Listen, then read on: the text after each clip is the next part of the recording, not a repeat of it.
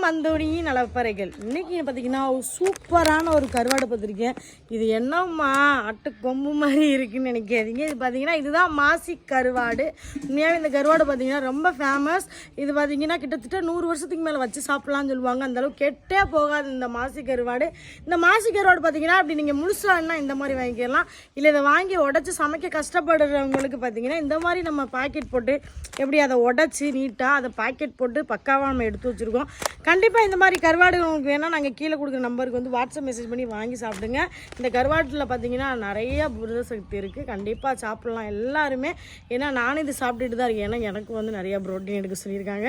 அதனால் முட்டை இந்த மாதிரியா இந்த மாசி கருவாடு டெய்லியுமே சம்பல் மாதிரி பண்ணி நான் சாப்பிட்டுக்கிருக்கேன். இதை பார்த்தீங்கன்னா தக்காளி வெங்காயம் போட்டு நம்ம கிரேவி மாதிரி வச்சு சாப்பிட்லாம். இல்லைன்னு பார்த்தீங்கன்னா எண்ணெய் ஊற்றி கடுகு போட்டு வத்தல் போட்டு வெள்ளைப்பூடையும் போட்டு அப்படியே இதை வதக்கி எடுத்து ஒரு டப்பாவில் போட்டு நீங்கள் ஃப்ரிட்ஜில் வச்சுட்டீங்கன்னா அது பாட்டுக்குள்ள முடிகிற வரை அப்படியே இருக்கும். பக்காவாக இருக்கும். கஞ்சிக்கு தயிர் சாதத்தோடலாம் சாப்பிட்றதுக்கு.